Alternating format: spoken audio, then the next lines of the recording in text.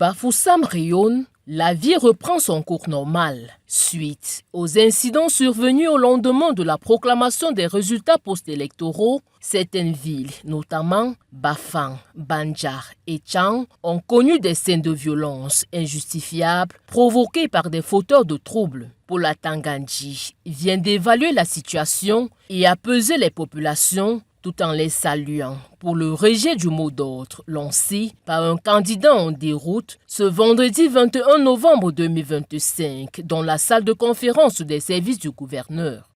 Je voudrais ici saluer le comportement républicain des populations de la région de l'Ouest qui, dans leur immense majorité, ont rejeté les mots d'ordre irresponsables des ennemis de la République et d'un candidat aux abois, aujourd'hui en fuite,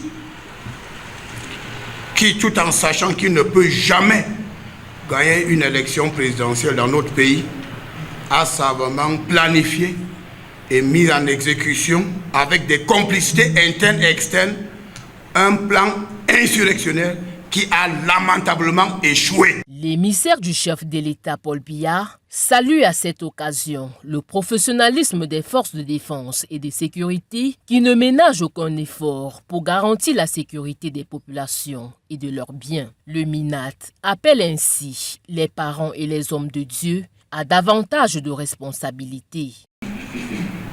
C'est aussi pour nous le lieu d'interpeller les parents, les chefs de communauté, les autorités religieuses, chefs traditionnels, afin qu'ils parlent aux enfants et à leur population. Nous devons tous être les artisans de paix. Les autorités enregistrent 179 personnes interpellées et traduites devant les instances judiciaires, parmi lesquelles des mineurs âgés de 12 à 17 ans, ainsi qu'un décès. Certains ont été libérés sous la caution des parents, tandis que d'autres sont déférés devant les tribunaux civils. Le ministre de l'administration territoriale, Paula Tangandji, remercie l'assistance et appelle à la préservation des acquis de la nation. Qu'il faut reconnaître que les forces de défense et de sécurité ont fait preuve de beaucoup de retenue. Nos forces ont fait preuve de professionnalisme face aux attaques des assaillants nombreux et drogués en bande organisée, qui tentaient désespérément de prendre en otage quelques localités de la région de l'Ouest.